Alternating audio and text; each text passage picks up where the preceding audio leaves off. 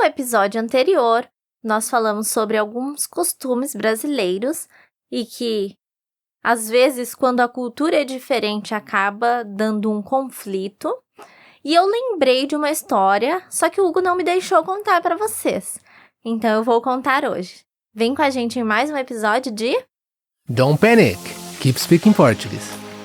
This podcast is especially designed to help you improve your Portuguese skills through natural conversations about music, culture, Brazilian expressions and habits, stories, travel, and much more.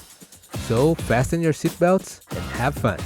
Unlock exclusive content, including behind the scenes, exclusive episodes, and episodes transcriptions. So, especially if you want to supercharge your Portuguese skills. Join our Patreon crew and become part of our awesome community. Look for the Patreon link, don't miss out, and dive right in. Essa história ela está relacionada com o terceiro hábito brasileiro, que é convidar por educação, oferecer por educação e coisas por educação. Aqui no Brasil, a gente tem o seguinte costume. Se você vem nos visitar, fizemos o esquema que nós íamos fazer e ok, conversamos, comemos, estamos felizes, vamos embora. Aí você diz assim, eu vou embora agora. Por educação, eu, naturalmente, vou te dizer, não, fica mais um pouco, está cedo ainda, independente do horário que for. Pode ser 2 da manhã. Eu vou dizer, não, fica mais um pouco. Se for 2 da manhã, tá cedo mesmo. Cedo na madrugada. Mas esse é o nosso costume. A gente vai dizer, fica mais um pouco, ainda tá cedo, vamos fazer outra coisa. Só que, quando acontece isso com estrangeiros, que o costume é diferente, tem um pequeno atrito. E era essa a história que eu ia contar. Que uma pessoa foi até a casa de um brasileiro e disse que era coisa rápida. Falou ali o que a pessoa queria dizer e o dono da casa, brasileiro que é, disse, tá cedo, fica mais um pouco. Só que o estrangeiro não sabia o que realmente significava essa expressão, que é apenas uma frase de educação. Então, já que ele disse para eu ficar, vou ficar. E continuou falando e falando e falando. Aí, ok. Não, mas agora eu vou embora. O dono da casa novamente. Não, fica mais um pouco, ainda está cedo. O estrangeiro voltou a falar, contar histórias e falar e falar. E isso aconteceu algumas vezes. E depois que o estrangeiro foi embora, ele ainda ficou assim... Mas como o brasileiro é hospitaleiro, né? Eu fiquei lá horas e horas e ainda assim ele continuava dizendo... Não, fica mais um pouco, está cedo. Mas como eu disse no começo... E, provavelmente, o dono da casa, o brasileiro, ficou pensando...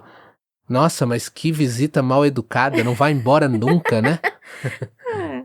A diferença de cultura, a diferença de pensamento. É bem engraçado isso, né? É coisa simples, mas que causa toda essa confusãozinha. É engraçado isso.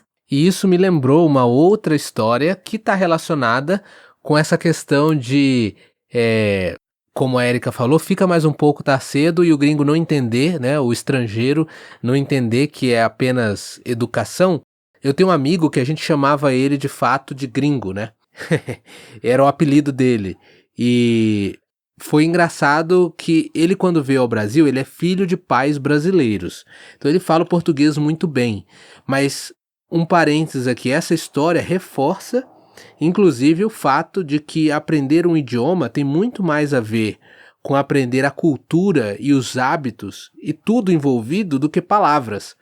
Por exemplo, ele era filho de pais brasileiros, falava o português fluentemente, muito bem, mas quando ele estava no Brasil, aconteceu uma situação parecida, com um desafio cultural que tem a ver com palavras, mas que a ideia era diferente. Cada vez mais eu descubro que realmente nós brasileiros, isso acontece em qualquer língua, mas a gente não percebe, a gente fala coisas que literalmente não tem nenhum sentido, às vezes, ou não tem o sentido das palavras, mas a gente está acostumado e a gente nem para pensar. Então vou compartilhar esse caso com vocês. Ele estava na casa da pessoa e a pessoa falava assim para ele. Ele tinha chegado no Brasil há pouco tempo e quando ele ia falar com a pessoa da casa, o anfitrião, dizia pra ele: "Ô, tudo bom? Vamos chegar." E ele dizia: "Mas eu já cheguei. Eu cheguei no Brasil mês passado." E, na verdade, ele não entendia que por que todas as pessoas das casas que ele ia falavam pra ele: "Opa, vamos chegar." E ele sempre repetia: "Mas eu já cheguei." Então, o "vamos chegar" é uma expressão utilizada para dizer vamos entrar, ou convidar a pessoa para entrar, principalmente em cidades pequenas, no interior. Muitas vezes os brasileiros usam essa expressão para convidar a pessoa para entrar em casa. Vamos chegar? Vamos... Pode chegar. Isso, pode chegar. Vamos chegar significa entra, né? Vamos ficar um pouco, fica à vontade, entra para dentro de casa. A ideia é essa, mas as palavras vamos chegar soltas, de fato não fazem nenhum sentido, porque a pessoa pensa: eu já cheguei, eu tô aqui, o que você quer que eu... Para onde eu vou chegar mais? Ou o que significa vamos chegar? O chegar, inclusive, que no inglês literalmente seria to arrive, a gente pode ter vários significados diferentes para ele no português, de acordo com a região, com a cultura, como esse vamos chegar, como outro que eu acabei de lembrar agora, chegar junto. Por exemplo, chega junto naquela menina ali. Chegar junto não faz o menor sentido, né? Você pensando chegar junto sei lá, aborda ela, vai lá falar com ela, chega junto ali. Ou até no futebol, quando um jogador chegou junto no outro jogador, significa deu uma entrada forte, entrou duro no outro jogador. Então isso deixa bem clara essa necessidade da gente prestar atenção ao contexto e à ideia geral do idioma e não apenas a tradução literal, palavra por palavra, porque se você quer soar natural para um brasileiro, esse é o melhor caminho: ouvir bastante, prestar atenção ao jeito que a gente fala, e aí você vai conseguir identificar os sentidos diferentes e não apenas se apegar às palavras. Aí você vai entender quando alguém disser para você, opa, vamos chegar. É verdade. E isso realmente acontece em qualquer idioma. Por exemplo, eu sei um pouco de inglês, mas agora eu estou me aprofundando mais e eu fico um pouco perdida com o get. Porque o get pode significar tudo. Exatamente. E é exatamente assim que a gente aprende o idioma, com o uso mesmo. Não adianta você decorar um significado para a palavra get, assim como não adianta você decorar um significado para a palavra chegar, porque fazer isso só vai dificultar a sua vida quando você ouvir as muitas outras maneiras e você vai ficar louco, vai achar que é impossível.